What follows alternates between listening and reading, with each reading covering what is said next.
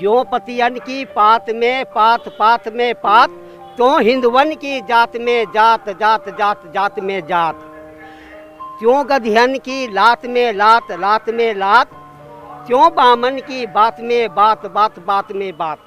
आपको पता होगा कि हमारे देश में छुआछूत भेदभाव जैसी कुरीति एक समय में बहुत तेजी से अपने प्रभाव में थी। हिंदुओं ने अपने ही भाई, अपने समाज के एक विशेष वर्ग, जिसे आज के दौर में दलित कहा गया, जिसे गांधी जी ने हरिजन कहा तथा हमारे धर्मशास्त्रों ने शूद्र कहकर संबोधित किया। आपको बता दूं कि छुआछूत भेदभाव हमारे धर्म का हिस्सा कभी नहीं था, पर बीते कुछ समय में इस कुप्रथा ने हमारे धर्म में प्रवेश किया। मुझे हिंदू धर्म में ना हीनता उत्पन्न होती थी, क्योंकि लोग ना समान दृष्टि से नहीं देखते थे। मेरे से पटरी बाजार लगाता हूँ, चमार चमार करते रहे थे। हमको खोर पर बैठाते थे, वो सारे पंकज में बैठते। बाबा साहब ने एक ही बात बोली थी, इस धर्म में पैदा जरूर हुआ हूँ, मरूंगा नहीं। आपको पता होगा कि हमारे देश में छुआछूत भेदभाव जैसी कुरीति एक समय में बहुत तेजी से अपने प्रभाव में थी। हिंदुओं ने अपने ही भाई, अपने समाज के एक विशेष वर्ग, जिसे आज के दौर में दलित कहा गया, जिसे गांधी जी ने हरिजन कहा तथा हमारे धर्मशास्त्रों ने शूद्र कहकर संबोधित किया। आपको बता दूं कि छुआछूत भेदभाव हमारे धर्म का हिस्सा कभी नहीं था, पर बीते कुछ समय में इस कुप्रथा ने हमारे धर्म में प्रवेश किया। इस वक्त मैं दिल्ली के जौहरीपुर इलाके में हूँ। 5 अक्टूबर को दिल्ली के अंबेडकर भवन में दलित समुदाय के करीब 10,000 लोगों ने हिंदू धर्म छोड़कर बौद्ध धर्म की दीक्षा ले ली। इस दीक्षा समारोह में दिल्ली के सामाजिक न्याय मंत्री राजेंद्र पाल गौतम भी शामिल हुए, जहां पर उन्होंने बाबा साहब की 22 प्रतिज्ञाएं दोहराई। इन 22 प्रतिज्ञाओं को दोहराने के कारण राजेंद्र पाल गौतम पर हिंदू विरोधी होने का आरोप लगा। भाजपा ने उन्हें उनके द्वारा हिंदू देवी देवताओं के अपमान का आरोप लगाया, जिसकी वजह से राजेंद्र पाल गौतम को इस्तीफा देना पड़ा। आइए इसके व्यापक रूप को वीडियो के माध्यम से देखते हैं और आगे जानने की कोशिश करेंगे कि इसे कैसे ठीक किया जाए।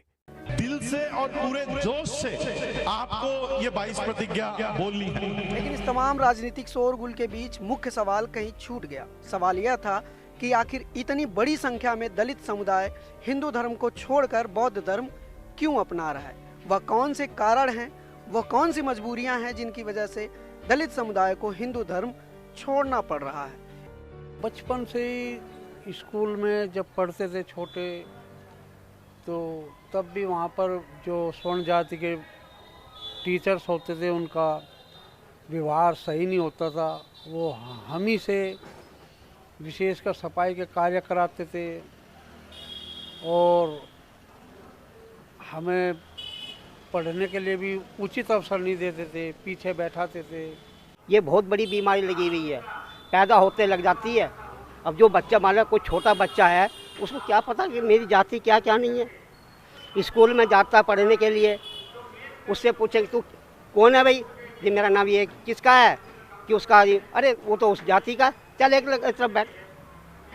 अब वो बच्चा परेशान कि मुझे अलग क्यों बैठा दिया, उसको अलग बैठा दिया, उसको तो दिमाग नीचे कर दिया ना। वो जाकर पूछेगा कि पापा मुझको अलग बैठाया क्लास में, मुझे क्यों बैठाया, ऐसे वे लड़के हैं, ऐसे मैंने लड़का हूँ, ऐसी उन्होंने ड्रेस पहनी, ऐसी मैंने पहन रखी, फिर मुझे अलग क्यों बैठा दिया। 2 महीने करीब हो गए, वो मेरे से पटरी बाजार लगाता हूँ, चमार चमार करते रहे थे। एक उसमें RSS का भी था। मैंने कहा यहाँ 2 पैसे कमाने हैं, तुम भी आते हो। हिंदू मुसलमान कर तो अच्छी बात नहीं है, हम सब देशवासी तो हैं, हम सब भारतीय तो हैं, फिर ये भेदभाव क्यों। हम यहाँ 2 पैसे कमाने आए, तुम हम प्रताड़ित करते हो, गलत बात है ये। मतलब हम तो तुम्हारा सम्मान कर रहे हैं, भाई साहब ये नमस्ते नमस्कार, तुम हमें दुत्कार रहे हो, तो कैसा हिंदू धर्म। मुझे हिंदू धर्म में ना हीनता उत्पन्न होती थी, क्योंकि लोग ना समान दृष्टि से नहीं देखते थे, अपने लोगों को अलग देखते हैं और हमें नीचे जाति से देखते हैं। कई शादी ब्याह में निमंत्रण आता था, हमको खोर पर बैठाते थे, वो सारे पंकज में बैठते थे। वो कहते उतर कर ले जाओ, खाना ले जाओ। उसके बाद में मैंने आना जाना भी बंद कर दिया और जो ऐसा दुर्व्यवहार करते थे। जैसे पत्ते में सब पत्ता निकलता है ना, तो ऐसे हिंदुओं की जाति में जाति निकलती, जाति में जाति निकलती है। मैं 7वीं क्लास में पढ़ता था और पहले गांव में क्या पड़ता थी, किसी के भैंस ब्याह हो कुछ हो, पहला प्रसाद मतलब दूध उसको देवी के मंदिर में चढ़ाते थे। हमारे गली के पास में ही एक मंदिर था, एक भैंस ब्याही, उसका दूध लेकर मैं गिलास में गया था, तो मंदिर में चला गया। एक वहाँ श्यामी बोलते थे, उनको गोस्वामी कहते हैं, वो मुझे देख के कहने लगी भाई अंदर क्यों घुस गया। मैं क्यों, क्या हो गया? उन्होंने कहा तुझे बाहर देना, बाहर छोटे छोटे आले बन रहे थे उसमें चढ़ाना है। मैं कह भाई तेरी माँ है तो हमारी भी माँ हो सकती है, उन्होंने तुम्हें अधिकार नहीं अंदर घुसने का। मैं उससे भी बोल रहा देवी को ही, मगर तेरे में कुछ शक्ति हो तो उसका भी इसको दंड दे तो हम मान जाएंगे तेरे में कुछ है। हमारे सामने उसको कुछ दंड नहीं मिला। हमने कहा था हम उसके बाद में, आज के बाद में तुम्हारे दरवाजे पर नहीं आएंगे। मेरी मात्र उम्र 14 साल की थी उस टाइम पर। मैं सब जगह जाता था, मैं वैष्णो देवी भी जाता था, सारे मंदिरों में घूमता था। लेकिन फिर जब धीरे धीरे पता लगा कि यार ये तो मतलब हम उल्टी गंगा बहा रहे हैं, तो फिर इसलिए बहुत सोचा। फिर जब बाबा साहब को पढ़ना शुरू करा, उनके बारे में सोचना, पहले बाबा साहब को तो हम खैर पैदा होते ही मानने लग गए कि भाई जब होश संभाला कि भाई बाबा साहब के उसमें लग गए। लेकिन फिर जब धीरे धीरे पता लगा तो हमने फिर सोचा कि यार अब हिंदू धर्म छोड़ देना चाहिए। ये राजस्थान में क्या हुआ, एक बच्चा छोटा 9 साल का, उसने पानी पी लिया घड़े से, तो इतना पिटाई करी उसकी, वो मरी गया। तो हिंदू धर्म में गए, हिंदू कहाँ रहे जब मंदिरों में नहीं जान देते। हम लोगों को कौन मंदिर में जाने देता, दूर से ऐसे प्रसाद ले लेते। अब हम अपने बाबा भीमराव के में जाएंगे तो वहाँ अंदर तो जाएंगे, बैठेंगे तो सही, अपना समाज तो मिलेगा, अपना ज्ञान मिलेगा, सब कुछ मिलेगा हैं।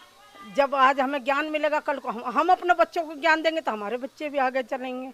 मैं रामास्वामी पेरियर की जो है किताब को पढ़ रहा था कि उसमें जो कान में शीशा डाल दिया जाता था, अगर कोई छोटी बिरादरी का पढ़ ले या संस्कृत को सुन ले तो उसके कानों को भी बंद कर दिया जाता था। इसलिए जब हम इतिहास पढ़ रहे हैं, लिखित को देख रहे हैं, तो हमें जो है बौद्ध धर्म के सिवा और कोई धर्म ही नहीं दिखाई देता है। हमारे पूर्वज तो चलो जैसे भी करते आ रहे थे वो ठीक है, लेकिन आज को जब हमें पता चला कि इस समाज में हमारी कोई गिनती नहीं है, कोई मान्यता नहीं है, तो हम तो अपने पुरखों के विरासत में पहुंच रहे हैं ना वापस।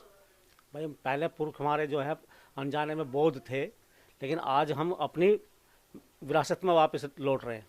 बाबा साहब ने एक ही बात बोली थी, इस धर्म में पैदा जरूर हुआ हूँ, मरूंगा नहीं।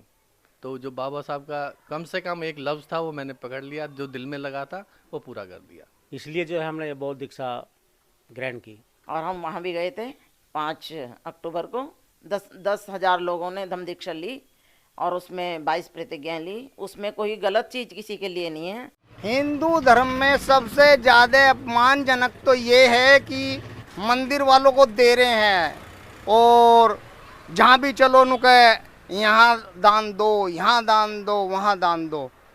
तो ये सारी प्रेरणा हमारे पास अपने लिए खाने के लिए नहीं है, हम उन्हें दें। और फिर भी हम जो दलित बन रहे हैं, फिर भी हम ऐसी चमार बन रहे हैं, हम जातिवाद की जो प्रताड़ना झेल रहे हैं। क्यों? जो समानता का अधिकार बौद्ध धर्म में है वो हिंदू धर्म में नहीं है। जो हमारा बहिष्कार किया जाता है, जगह जगह लोगों को प्रताड़ित किया जाता है, इस चक्कर में उस चीज़ से मैंने दुखी होकर बौद्ध धर्म अपना लिया है। तो अब यही हमारी प्रतिज्ञा है कि हम जो है बौद्ध ही बनाएंगे आगे भी, और जो है जितना भी संघर्ष कर रहे हैं हम जो है बौद्ध को लिए ही कर रहे हैं। अपने मिलने छिलने वाले जो भी हैं सबको जो है बौद्ध दीक्षा ग्रहण करो। इस समय नहीं होगी, कम से कम 3 पीढ़ी लग जाएंगी, लेकिन जब आज मैं बौद्धिस्ट हूँ, आगे मेरे चल के मेरा बच्चा बौद्ध होगा, फिर उससे आगे चल के उनका बच्चा बौद्ध होगा, पूरा एक परिवार बौद्ध होगा, तो उन जो आने वाली पीढ़ी है उसके दिमाग में ये रहेगा नहीं कि हम इस जाति के हैं, वो यही तो कहेंगे हम तो बौद्ध हैं। जैसे आज जैनी है, जैनी से कोई दूसरा तरीका का है। सम्मान, बराबरी और जातिगत उत्पीड़न से मुक्ति की तलाश में दलित समुदाय बौद्ध धर्म की तरफ रुख कर रहा है। ऐसे में यह देखना दिलचस्प होगा कि भविष्य में दलित समुदाय की यह तलाश कितनी मुकम्मल होती है। तो देखा आपने कि ये जातिवाद कितना खतरनाक और मानवता के खिलाफ है। मैं सबसे पहले उन दलितों को कहना चाहूंगा कि सनातन धर्म पर जितना किसी ब्राह्मण, क्षत्रिय या वैश्य का हक है, उतना ही आपका भी। इसलिए अपने धर्म से कुप्रथा को हटाने की जिम्मेदारी आपकी भी है। दूसरी बात कि अब जातिवाद कुछ गिने चुने राज्यों में ही रह गया है, वो भी ग्रामीण क्षेत्रों में, जो आने वाले समय में खत्म जरूर होगा, पर उसके लिए आपका सहयोग जरूरी है। जातिवाद की वजह से अपनी आस्था का गला न घोटे। इतना ही कहना था। अब अगली वीडियो में मुलाकात होगी।